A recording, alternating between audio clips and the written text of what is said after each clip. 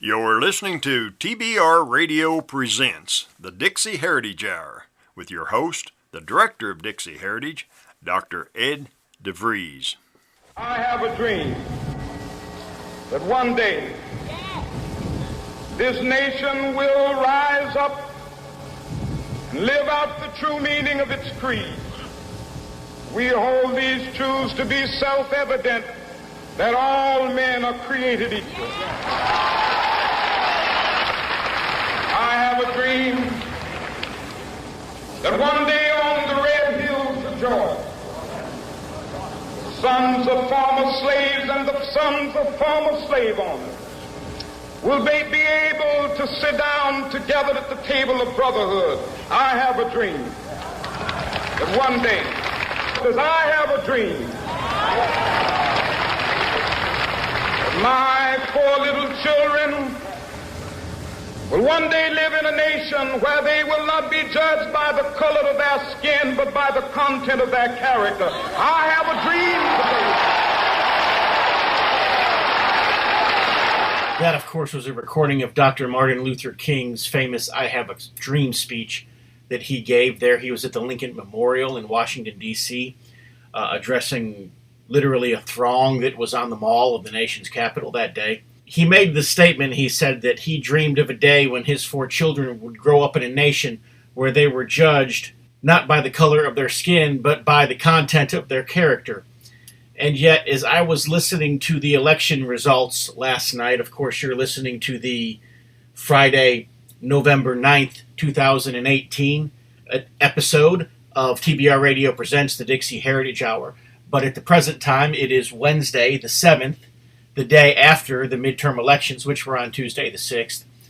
And I'm recording this special election recap issue of our TBR radio program. But as I was watching the election returns last night, I was watching Fox News and CNN and flipping back and forth between the two. But I'll be honest, I spent most of my time at Fox News because CNN just makes... I can't hardly even stand to watch CNN anymore. It's just become so bad the way they present things over there anymore. I can't hardly stand to watch it. But I was watching the election returns, and on both networks, even on Fox, Democrats that were just blathering on and on and on about all of the women that were elected to the House of Representatives, all of the Latinos that were elected, all of the blacks that were elected, all of the Muslims that were elected, all of the Asians that were elected. Dr. King said that he wanted a nation where we were judged not by the color of our skin, but by the content of our character. Yet the Democrat Party has so just fractionalized into this identity politics, I don't know how else to describe it, where, again, they're bean counting. How many Muslims do we have? How many brown people do we have? How many black people do we have? How many yellow people do we have? How many women do we have? And so forth.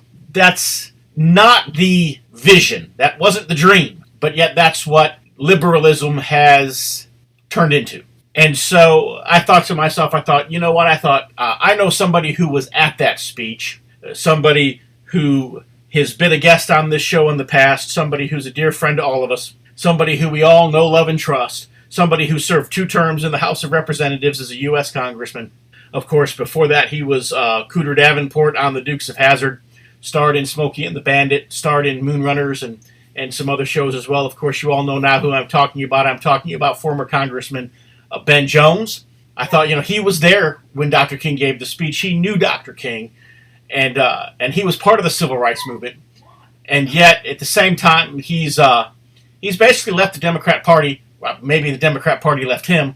But I thought, you know what, I'm going to call Cooter, and I'm going to get his thoughts on this. And later in the broadcast, we will have the recording of my phone call that I did with him earlier this afternoon. He was totally not expecting to be on the radio today. I kind of caught him by surprise, called him at home. I've got his home number. And he was gracious enough to give us some time there and to give us some commentary, some very insightful stuff, and we will get to it later in the broadcast. But what I want to do today is I just want to talk about the recent election, what happened, what does it mean for our country. Of course, some of the things that you're going to hear in today's broadcast may have changed between the time that I'm recording it and the time that it airs. Because, as I said, we're airing this on Friday, and I'm recording it on Wednesday. So, some things could change. There are still some races that the votes are still being counted or are being recounted. Some races have not yet been called. We're going to give some predictions that may or may not come out exactly the way we predict them. The numbers of seats may change, shift a few one way or the other. All of that is possible. But this is just a general recap, a general synopsis, and just some commentary to kind of help you put everything into perspective. Not only what's going on in our country, but as Southerners, and as Southerners who are in tune with our heritage and who are trying to preserve our heritage and our monuments and our Southern way of life, what do we do right now? And, what should we be thinking about and what should we be looking at? And so that's the purpose of today's show. And I hope it kind of helps you to put some things into perspective. In addition to talking to Ben Cooter Jones, I'm going to be talking with former NFL legend Paul Blair. He was our guest here just a few weeks ago on the show. And Paul's going to have some great insight on some things. I'm also going to be talking to Paul Angel. Of course, our regular listeners also know who Paul is. He's the executive editor of the Barnes Review magazine, which is the TBR and TBR Radio Presents. He's also one of the editors over at American Free Press. And so he's got a great perspective on this. Of course, he lives in the area of the nation's capital. He's right in the heart of all of this as it's going on. And he's going to provide some great perspective. Needless to say, America is broken. And the results of the election as we saw them was just proof that America is broken. And America needs the help of the God of its founders if America is to go back to its former self. But what I'm going to do now is I'm going to start with my conversation with Paul Angel, and then from there we'll go into the conversations that I was able to have with Paul Blair, and then finally with Ben Cooter Jones. Last I saw, they had secured 219 and they only needed 218. They may still pick up one or two more. They're touting this big red wave, this big blue wave. The truth is they're only going to have a majority of 2 or 3 seats. And they're calling it the blue puddle. Yeah. And even the Democrats are disappointed, I think. Yeah, and had there not been like 42 Republicans who just decided not to run for re-election, which was incomprehensible in my mind, because incumbents always get re-elected. So the Republicans gave it away when 42 of them just said, we're not going to run again. Right. I mean, even when you look at this, so there's 435. They all ran. They picked up 20 seats, which means they won 20 races, which would certainly, you'd think, at least 10%, 43, which would have given them a pretty big, it's funny when when I was thinking about it, I was thinking, they got to pick up X number of seats. But when you're at 50-50 and you lose one and they win one, you're not down one, you're down 2. So I would say that wasn't much of a victory. It was good that he's got the Senate, which means he can still fill a lot of these vacant judgeships, right, and have some control over the Supreme Court, which is good. Yeah, and when you think about it, Obama lost, 68 seats? Yeah. In his first midterm election. Even factoring in the fact that there were, 40-some Republicans that just walked away. Trump, I don't think Trump's going to lose 30 seats. Here where I am in central Virginia, generally speaking, red. Spanberger won, who was a Democrat. Of course, Corey Stewart had no chance. But that was one of the little districts that flip-flopped. And but the people here generally are Republican, conservative, Trump lovers. I thought that things would be worse. I thought they could lose the Senate, which they picked up a seat, which is pretty impressive, and they only lost 20 seats out of 435. Well, yeah, but and there are like 4 Senate races that are still outstanding. 3, maybe all 4 of them will go to the Republicans, so they could end up with 54 seats, 55 seats. Right. I know Lindsey Graham said it on Fox News last night, and I listened to the radio today during the Laura Ingraham show. She had Mitch McConnell's press conference playing. And so in both cases, they both gave the Democrats the same warning. They said the game that you're threatening to play against President Trump right now, the whole harass the president, impeach the president, investigate and impeach the president's judicial appointments and so forth. They said, we played that same game with Bill Clinton in the 90s, and we lost. And we lost big. because we underestimated the popularity of a president who we didn't like and we just assumed the country didn't like. They said, and if you want to play this game with President Trump, go ahead, but you're going to end up with the same result because you're underestimating the popularity of this president and the fact that the people who elected him still love him. Well, it's funny, and the way they word their poll statistics are funny, too. They said 4 out of 10 voters came out to vote against President Trump, 25% came out to support Trump. So that's 40% plus 25, 65. The other 35 claimed that they just came out to vote whoever they liked, right?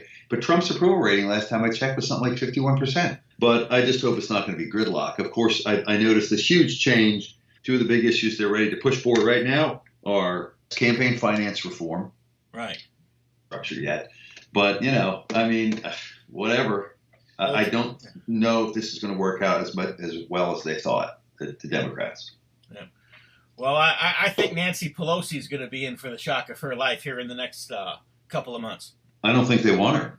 Well, yeah, because, and normally the way it's going to work, too, is that, the incoming freshmen come in and the old people in the party, the Pelosi's and so forth, they sit them down and basically tell them how things are going to work there in Congress. But I think what you're going to see is all of these incoming Democrats, they're all young, very far left, openly socialist, they're millennials, and, they're just going to look at her when they're getting their welcome to the House of Representatives, now this is the way things work here speech, like, do you think you're an old woman? Get the hell out of the way. We're here and we're taking over.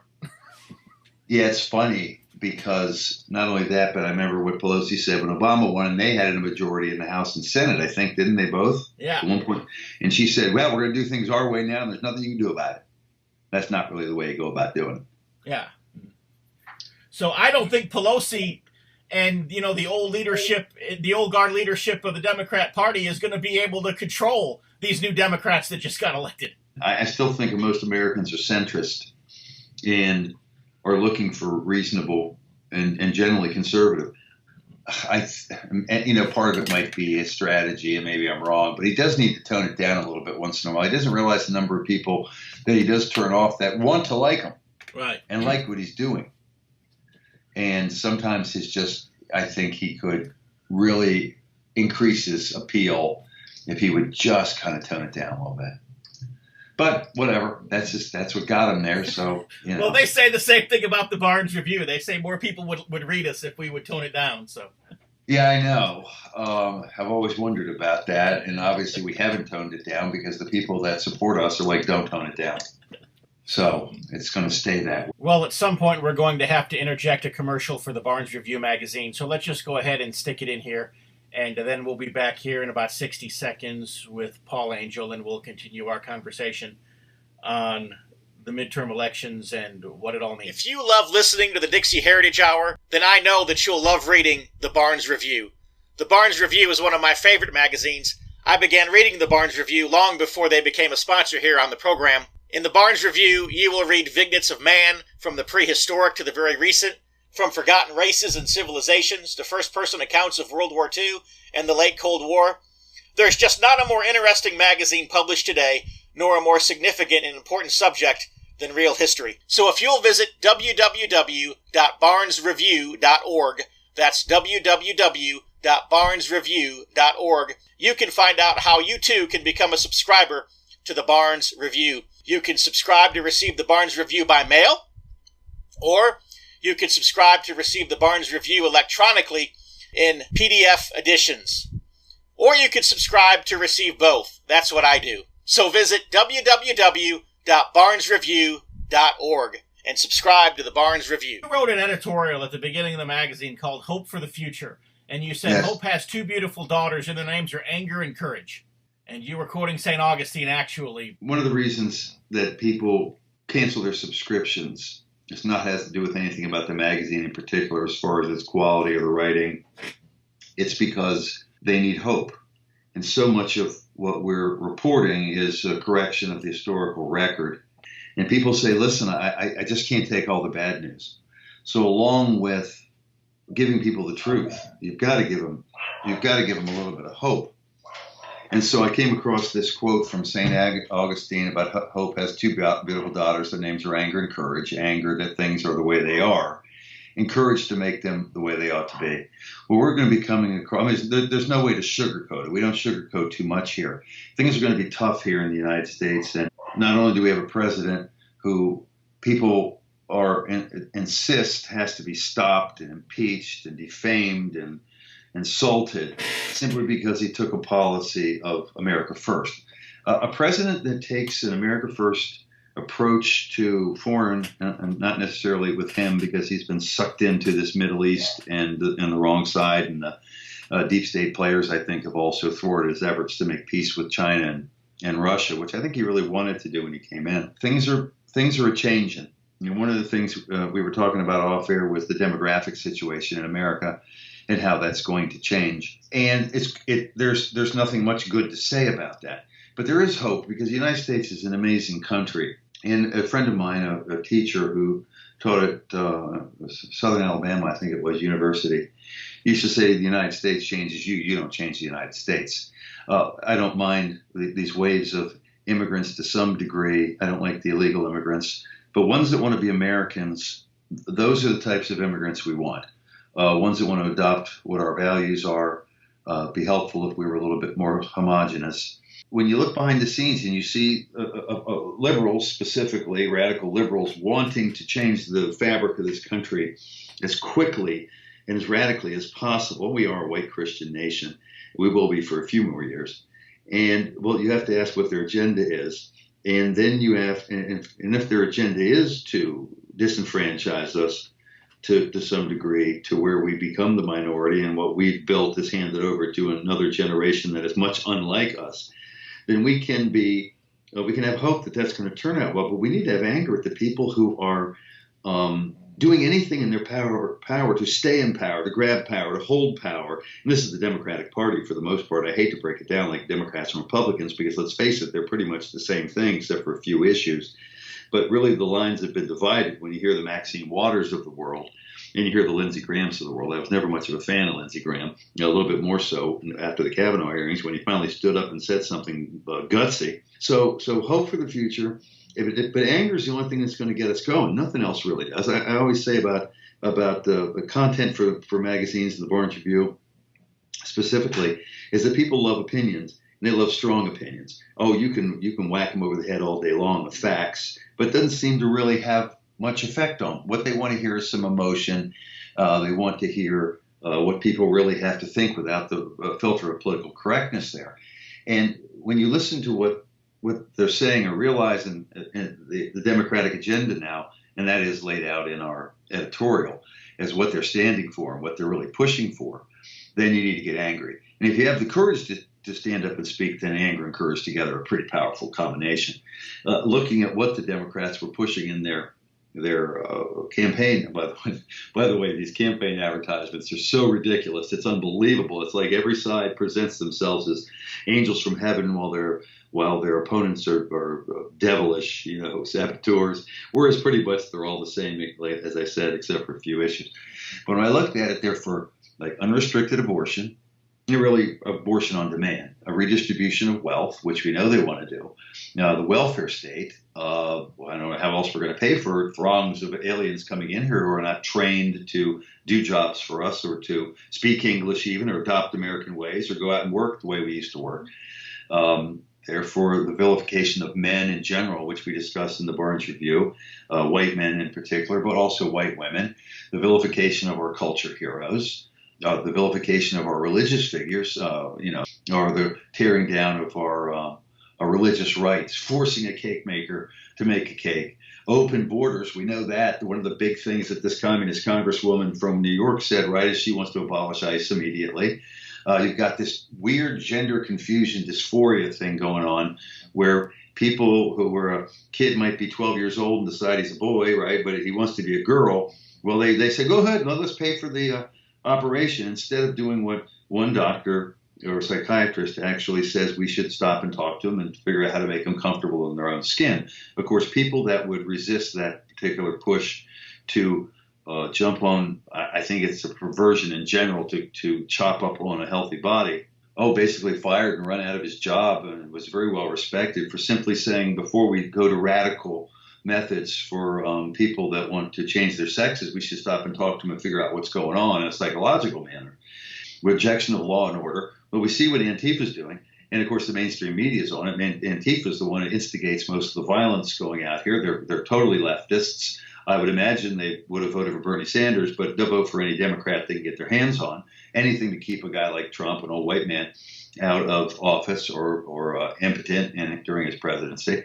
Mob rule, street violence. We've heard Maxine Waters here tell us that our lives should be made uncomfortable if they find us in a restaurant, and we should be I don't know if it's short of assault, or if she actually wants these people assaulted and physically thrown out of diners and restaurants who happen to be a spokesperson for the president, or maybe they're just a Trump supporter. It's weird. There's absolutely no tolerance. They used to preach tolerance to us for years and years and years, that this is the tolerance is the only thing that's going to pave the way for this new multicultural society. Yet they have no tolerance for any of us because we have a different opinion.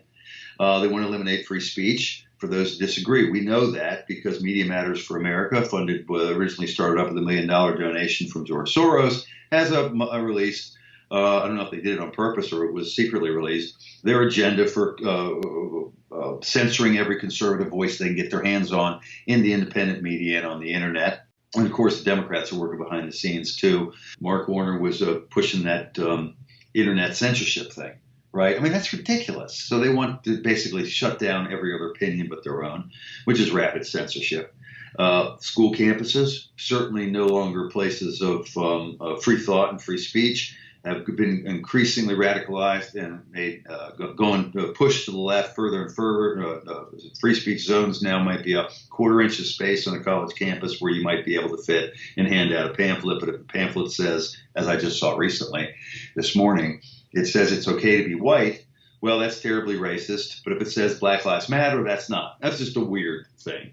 It should be the same for everybody. We also have the smear campaigns.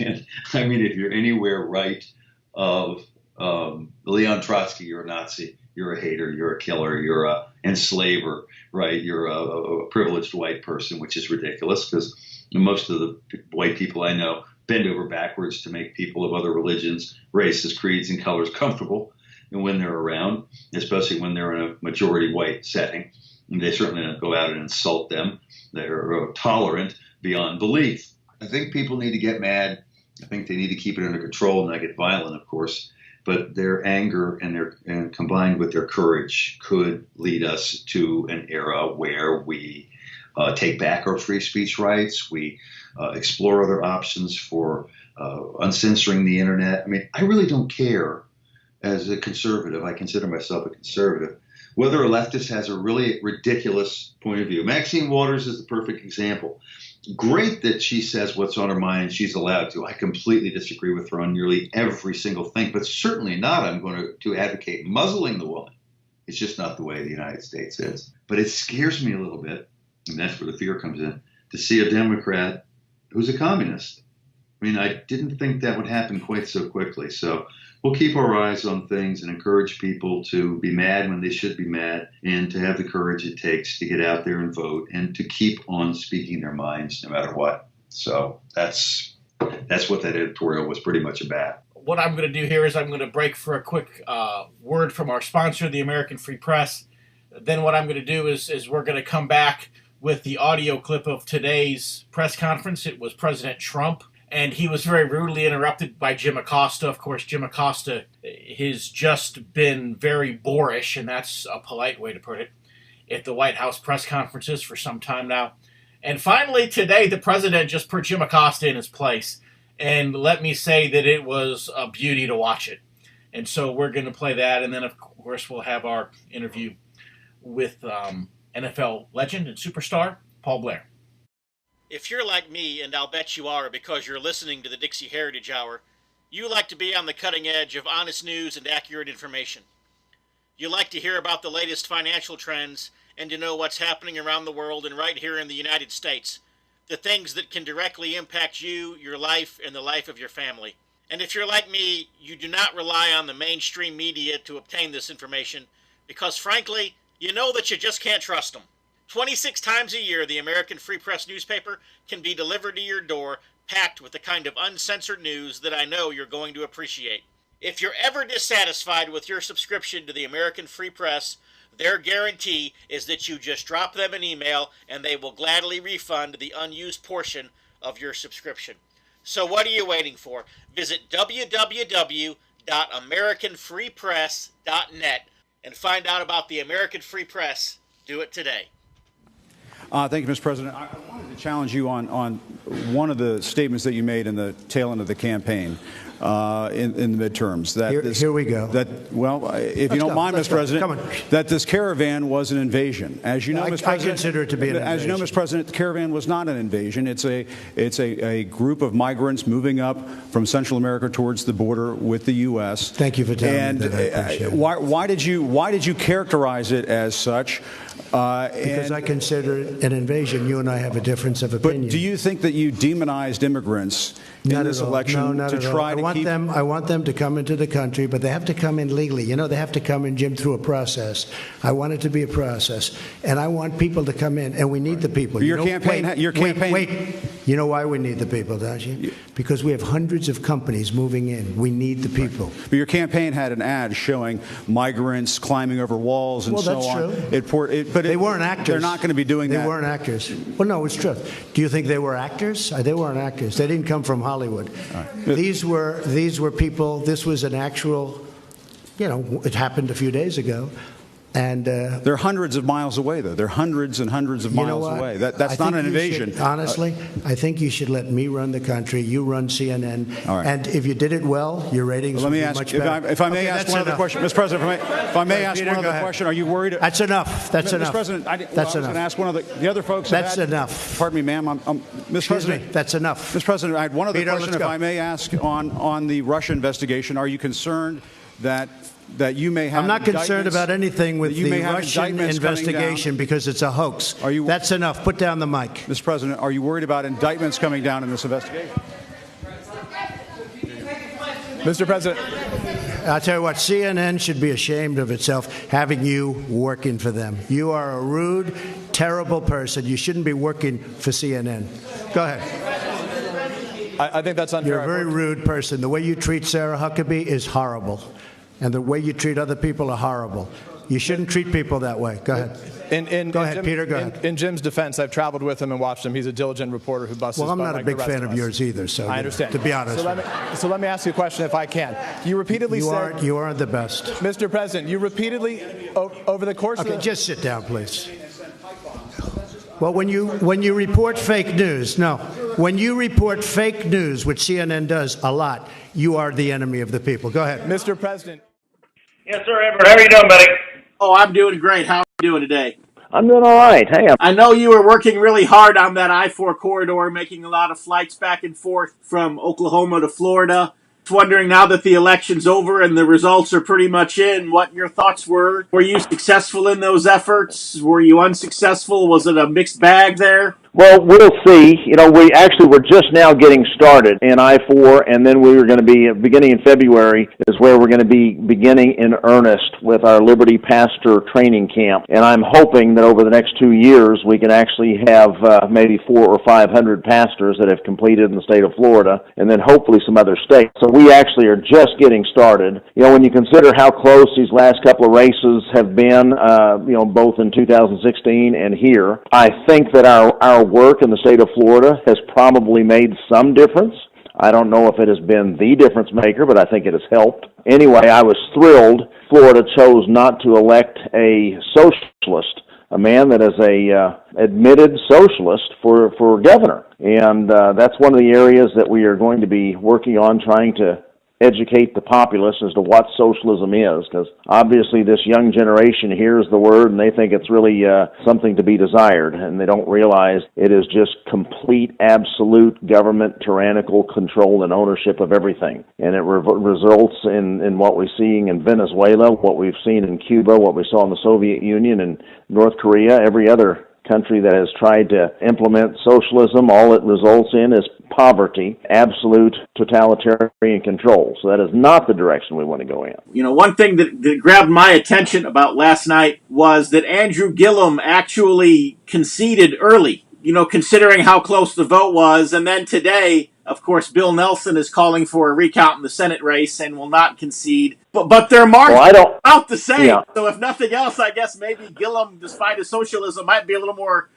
gracious than Bill Nelson. Well, maybe Nelson's at the end of his political career, and Gillum thinks he's at the beginning, so he's trying to, handle this with class, possibly. But, I don't know what the chance is of seeing a mistake of, 30,000 votes. I know back in the presidential election with President Bush, what was there? Like 500 votes was what they were trying to make sure were correct. I just can't imagine. Even though that's a small percentage, I can't imagine there being a 30-plus thousand vote swing. So I think Senator Nelson's wasting time, and I think Andrew Gillum made the right call. One thing that concerns me, and I'm going to ask your opinion of it, just because it'll help us to understand how we have to think. Because in politics, things aren't black and white, they're not cut and dry. We would say that Rick Scott winning the Senate seat and not Bill Nelson is a victory. Right after the Parkland shooting, Rick Scott, already a lame duck governor, and even knowing he was going to run for Senate and he was going to need conservative votes to do it, he forces a bunch of gun control through the legislature. Is it a victory? It is, but at the same time, does he really stand where we stand? No, he doesn't. How do you... No, that's right. Yeah. How do you negotiate that? Well, a couple of things. And one's the short-term reality and why it is a win is because even though the House... And by the way, the House of Representatives was not a surprise. You look back at the last many midterm elections, and the party in power always loses a significant number of seats in the House. And, we saw that, when President Obama was in office, he lost over 60 seats. So for the House to only have some 25 seats flip, that is certainly not any kind of a repudiation of Donald Trump. That was completely expected and, quite frankly, minimal and was not any kind of a blue wave. The thing that was really good about picking up a few seats with the Senate is we now, have a Republican president who, quite frankly, although many of us were skeptical of during the primaries, he has been as friendly towards Christianity as any president that I can remember having in office. But he has made some very good nominations for justices of the Supreme Court and different federal judges. He's done a really good job in selecting those, and we've seen just what kind of an influence the courts have in the direction of our country. We weren't designed to function that way in the Constitution. However, that is the way we are functioning in practice right now. That's the reality in which we currently live in until we change it. Trump still being able to, with his cabinet, being able to make adjustments to certain regulations, and then with Trump being able to appoint conservative constitutionalist judges and possibly even another 1 or 2 Supreme Court justices. Now having an extra, say, 3 or 4 Republicans in the Senate, that means that some of the more liberal Republican senators like Susan Collins and others can't hold these judges hostage. We know that a few of these have been very moderate when it comes to life issues. So even though Wilson is not exactly a strong, right, principled conservative, he at least, will caucus with the Republicans and presents himself as being pro-life and should give additional cushion for giving some of these really good judges appointed and confirmed. Now, that's where we are today. What we have to do over these next 2 years is really work in educating Christians in comprehensive biblical worldview. And the reality is, Marx's strategy was to try to create change through friction. He wanted the 99% battling the 1%. He wanted there to be racial strife. He wanted there to be union strife versus union workers and owners. And that's how he wanted to force change. What we've got to recognize, there's no such thing as black truth versus white truth or male truth versus female truth. There's just truth. There's just Jesus. There's the Word of God. And if we are Christians and profess to be followers of Jesus, then our worldview should reflect that. So we cannot support policies such as socialism, that all that is stealing from those that are working, absorb it itself or redistribute it. We cannot support policies that promote the murder of innocent children. We can't support policies that redefine marriage and make a mockery of God's design for the family. We can't support nonsense like man-made global climate change that has zero lick of scientific evidence behind it, and such things as transgender identity. Fact is, you're either a biological male or you're a biological female. That's not something that you can just flip a coin and decide at some point in life. Very important that we educate all Christians. And that's the thing that unites us. Race, quite frankly, as Ken Ham says, there's only one race. We're all humans. We're all descendants of Adam.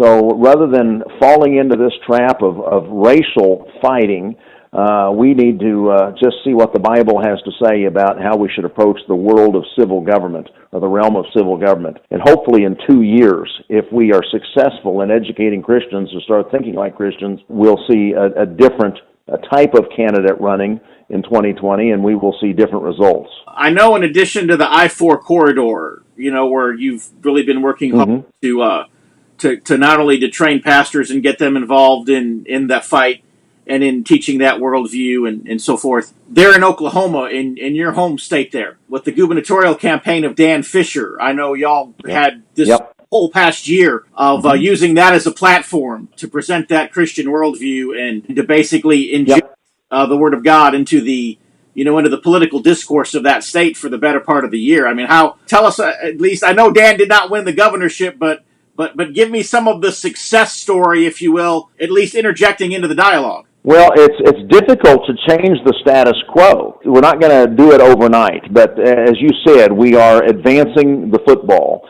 down the field, and this year was another significant success. I mean, Dan literally ran on a platform that would have included the exact opposite of what the governor-elect of Colorado just said. The governor-elect of Colorado said yesterday that even if Roe versus Wade is reversed, he will keep abortion legal in Colorado. Well, wait a second. I didn't think states could do that. Yes, states can, and that's exactly what Dan was trying to do here in the state of Oklahoma. Roe versus Wade is not law. Roe versus Wade was a misguided opinion. The Supreme Court can't create law. So what we were going to do with Dan is just actually enforce the law and end abortion in the state of Oklahoma, which the states can in fact do. What's interesting is that we had 36,000 people voted for Dan, and that was with virtually no money. I mean, Dan ran his whole campaign on about $350,000. And when you consider the millions that went into the other governor's races, Dan's message really resonated.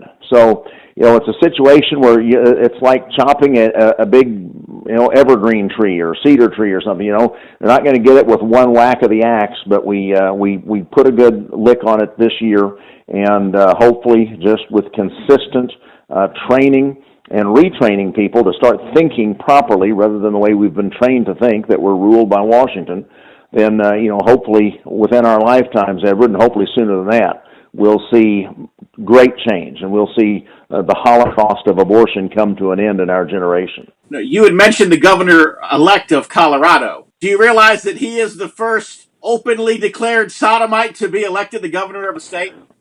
Oh, it's so sad. But see, that's again, we see the church has ceased to be salt anymore. We no longer are retarding corruption and decay. The church now is conforming to the world. So we've got these mega churches all over the place with tens and hundreds of thousands of members going to an hour-long experience each week, but we're not seeing disciples made. We don't see true followers of Christ. And the fact that that's going on in this day and age is an absolute shame. When you see some of these states in the Midwest that are changing, the reality is you see people leaving some of the real liberal states like California, and they're migrating to Colorado.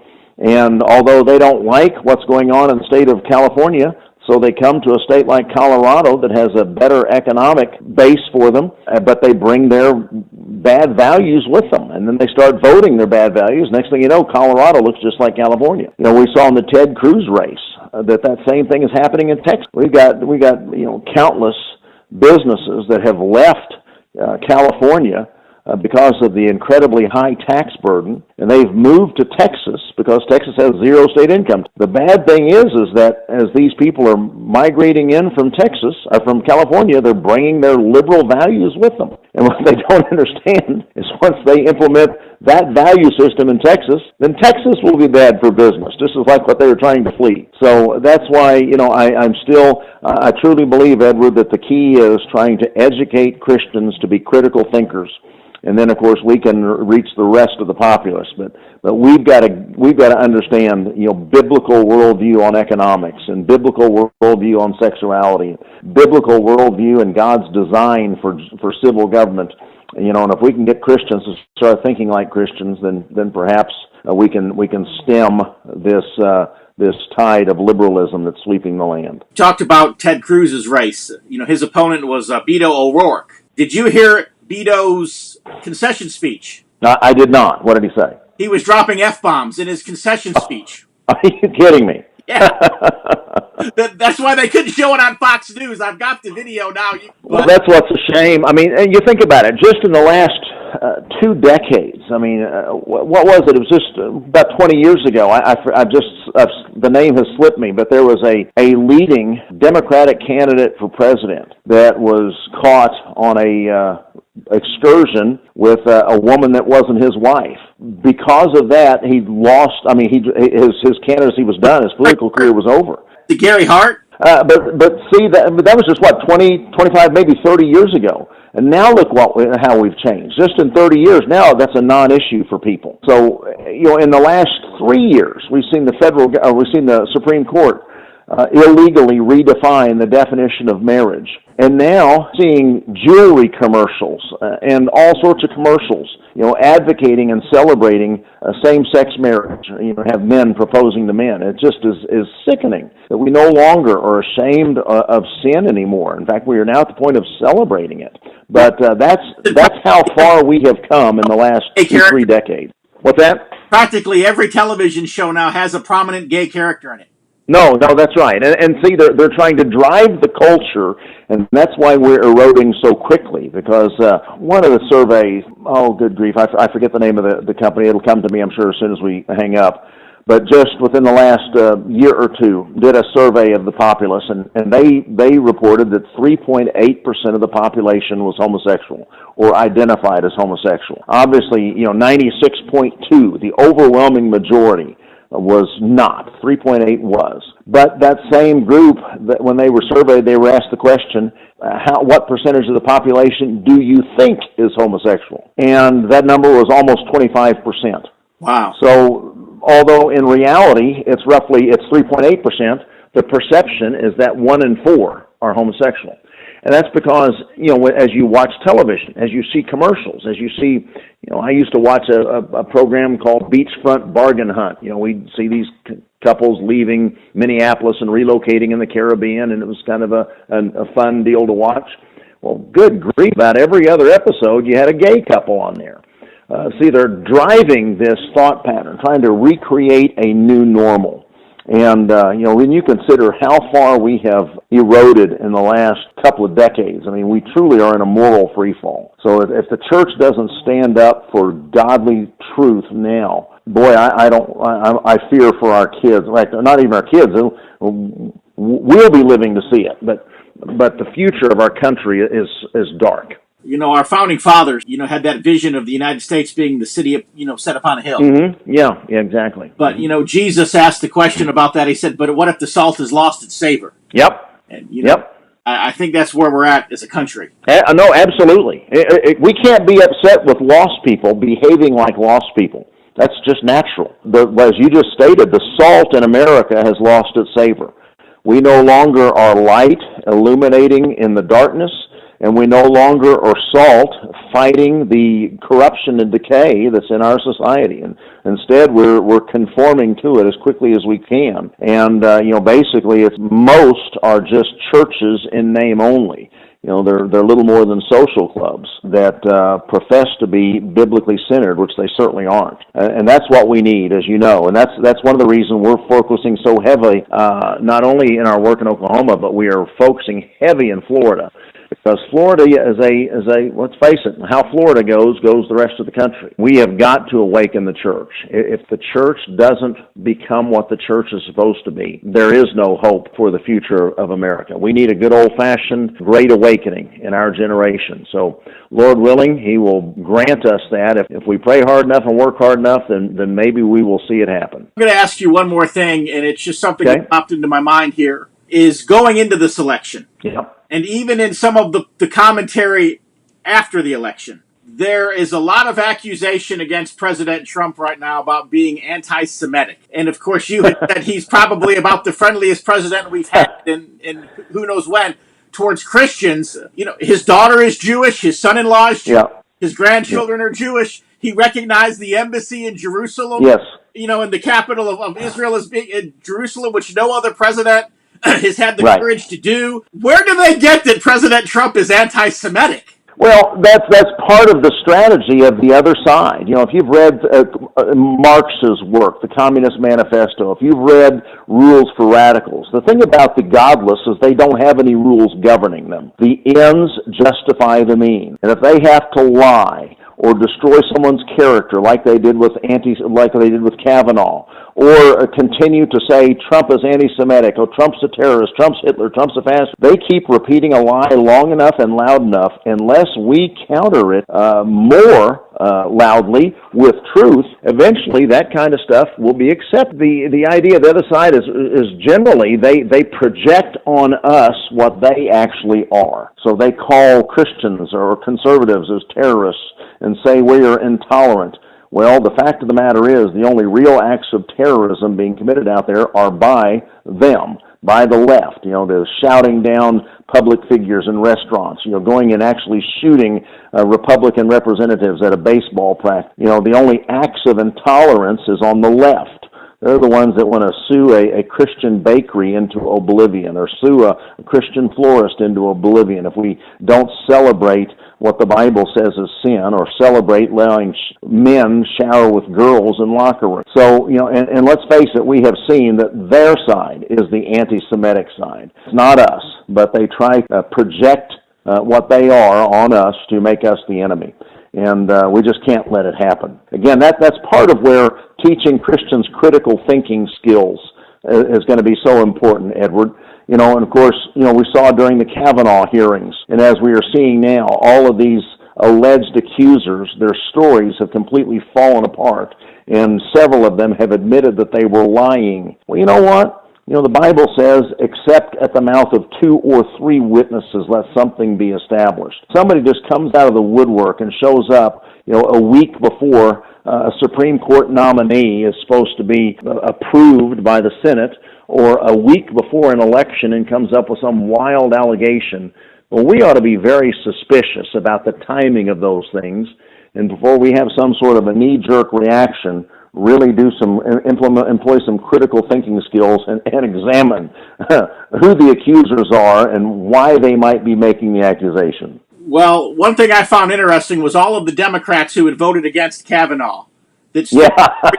All lost, and the Democrat who voted for him won. Well, there is hope, you see. Not everybody has abandoned good sense. So people are paying attention. So we've got an opportunity to act. And quite frankly, I really believe, and again, one of the reasons we are focusing so heavy in the I-4 corridors, I think these next 2 years are going to be critical in how Florida literally leads the country when it comes to the White House and in many other areas, as so many people travel to and from the state of Florida for vacations and other things. That is a real key stretch from Daytona down to Tampa.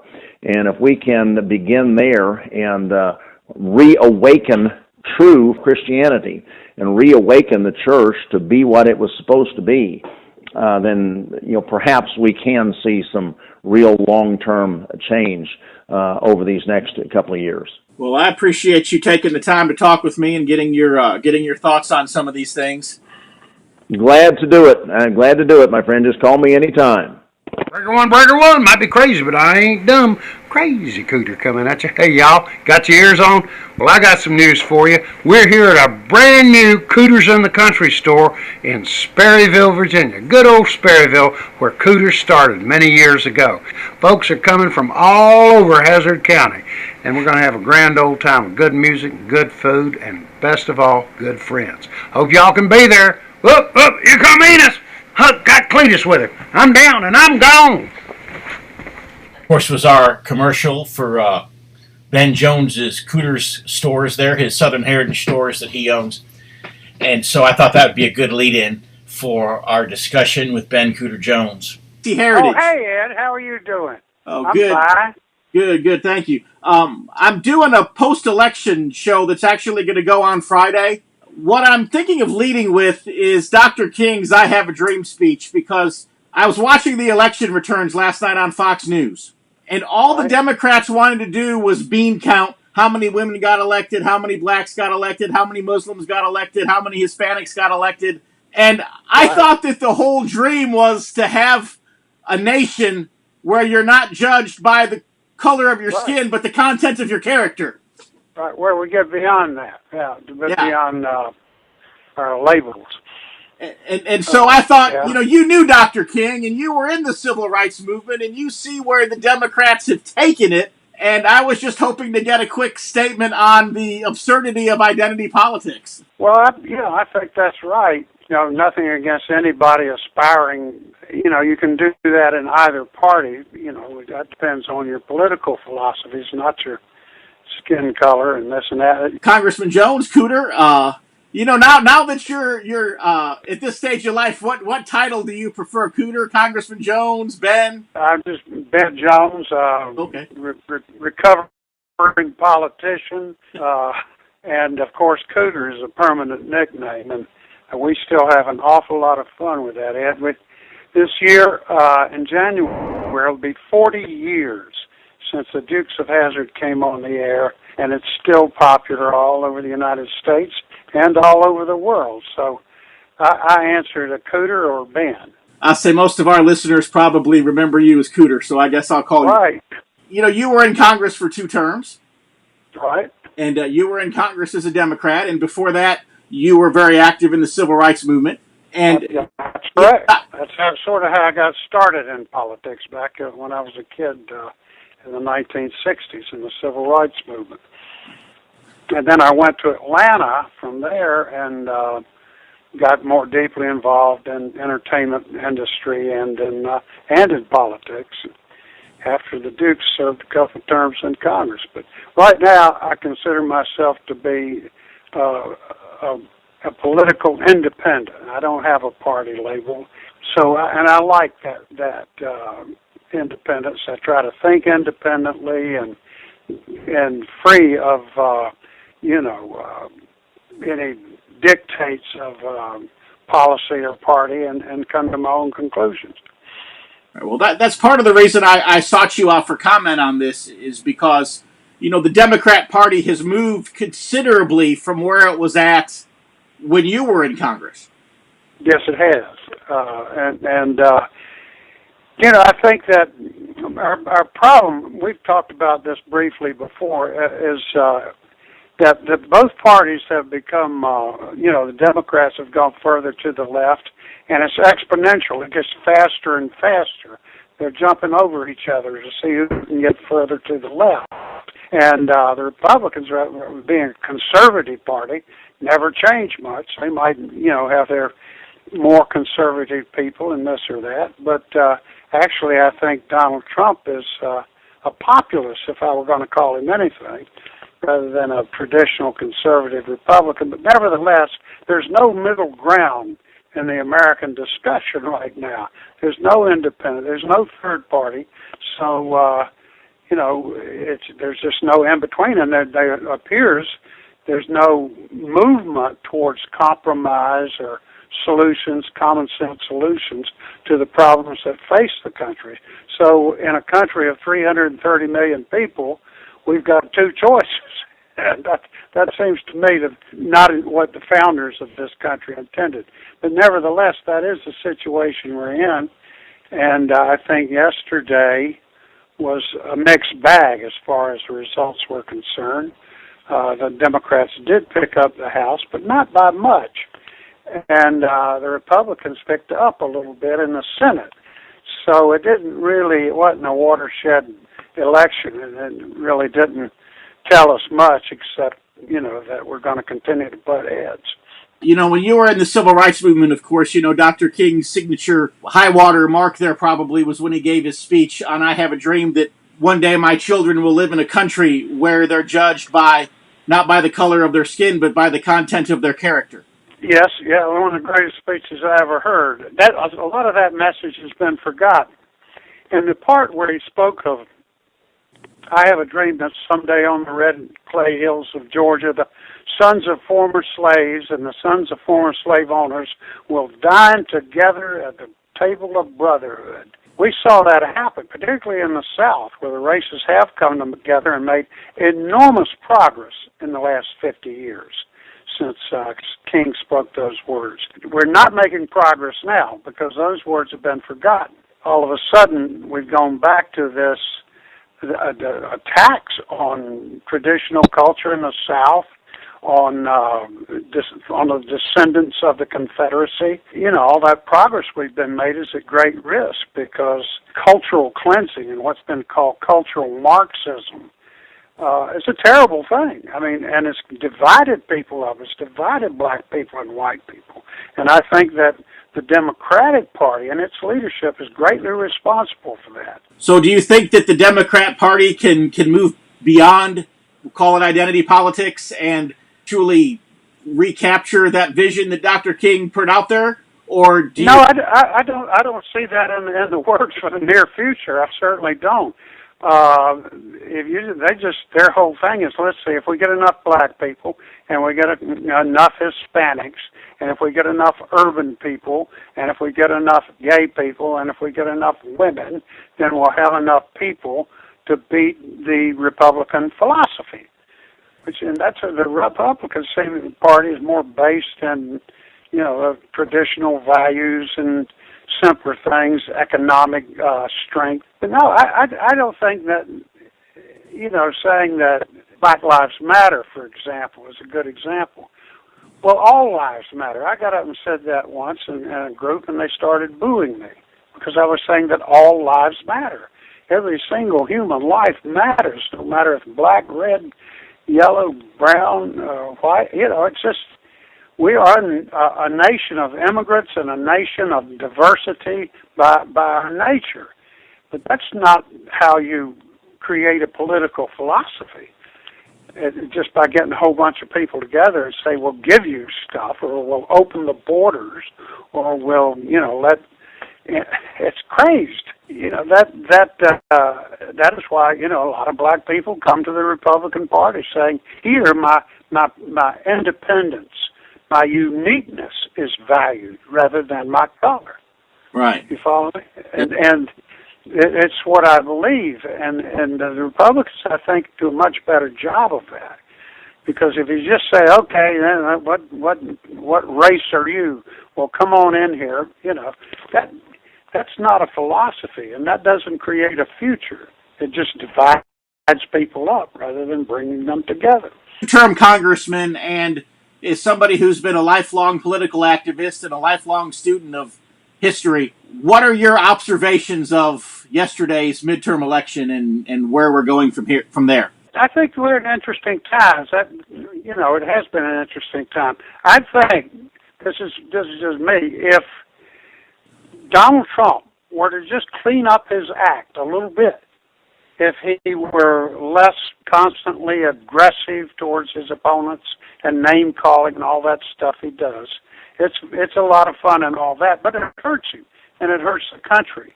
If he became more diplomatic, if he reaches out just a little bit, I'm not saying change anything he believes in, but change the way he conducts his business. And, just a little more discreet and a little less on Twitter and calling everybody names and, doing that sort of celebrity stuff he likes to do. If he just thinks about being the president, taking the high road, continuing with the same policies he's got, that he could win re-election easily, and that he'd be remembered as one of our greatest presidents, because he has enormous energy. I think he's got great instincts. I think he really does touch the American people, the traditions of America, and stand for something, which I don't see the Democratic Party really doing anymore. It doesn't really stand for anything. Diversity's fine, but we're all part of that diversity. And, I think the Republican Party is diverse too. So like I say, I'm an independent, but I think that Trump, if he, just softens his act a little bit, if he just takes it down a notch and speaks from his heart rather than from his anger, and just continues to work as hard as he does, that he can pull this country together, that he can build that bridge and bring people together so that we have a more rational and less angry national discussion. Well, I definitely would like to see a little bit more civility in politics, because it's been rough. Well, it has been, and this is also the choice that the Democrats have to make of how they're going. I assume Miss Pelosi will be the Speaker of the House again, and like I said, I've known her for 30 years or so. It has a lot to do with how she behaves, and if she reaches out to the president and says, "We really want to work together to calm calm this discussion of anger down and get some things that need to get done, working together," I think that's what the people want. So, I don't know, 2 years from now, I think if Trump just, tames his act down just a little bit and becomes a little more diplomatic, then he will be reelected easily. He'll take that away from his opponents. Here we go. It's going to be an interesting 2 years. Well, I appreciate you taking the time to give me some commentary on it. And well, also, Ed, I think that our Southern heritage is more an issue than ever. I would like to see the president speak to that.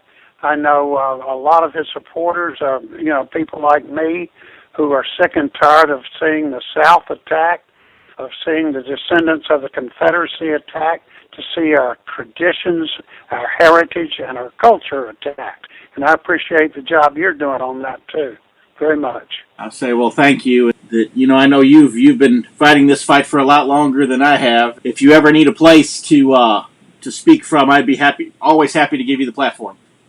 Thank you, Chaplain Ed. I appreciate that, and all the best to you. And hope to be talking to you soon. All right. Well, God bless you, Cooter. And to you, sir. Take care. Bye. Bye-bye. TBR Radio presents the Dixie Heritage Hour midterm election recap. I'm sitting here in the studio editing all of this and getting it ready so that it can go out on Friday. And I'm looking at my email, and I realized that at about 5 o'clock this evening, I received an email from Massachusetts gubernatorial candidate Dr. Scott Lively. And I had reached out to him earlier today. I tried to call him. I was hoping to record a segment with him on the election here and just kind of get some of his observations. Even though he did not win the gubernatorial election there in Massachusetts, the Republican candidate was Charlie Faker. Lively received close to roughly between 1/3 and 1/2 of the vote. He had a very respectable showing. But what was interesting, though, was that Dr. Lively received votes, thousands and thousands and thousands of votes, and those votes cost him just a couple of dollars per vote, whereas Charlie Baker was spending several $1,000s for every vote that he received. And that was just monumental, and I wanted to get Dr. Lively's commentary on that, as well as just his thoughts on the election and the results as a whole, and the fact that his state of Massachusetts could elect somebody like Pocahontas Elizabeth Warren and Charlie Faker Baker. But I missed him. I got his voicemail, and then he had sent me an email. He said, "Hey, you want to do the radio show? Let's do it." But I was already recording other segments. I was doing other things. And so I missed him, but I've also gotten back with him now by email. And we're going to have him as a guest here in an upcoming week, and we're going to give him the entire hour. And that's going to be a great interview. You're going to want to hear that. And, of course, next week our guest is going to be Paul Angel again, and we're going to give him the whole hour. And Paul and I are going to talk about the November-December issue of TBR magazine. And there's just some great articles in there. How in the world it happened, I don't know. But the editors decided to put 5 articles by yours truly in the upcoming magazine. And so we're going to talk about all of those. And it's just going to be some great stuff. So you'll want to tune in again next week. Anyways, from all of us here at TBR Radio Presents the Dixie Heritage Hour, thank you for tuning in. Come back next week. God bless.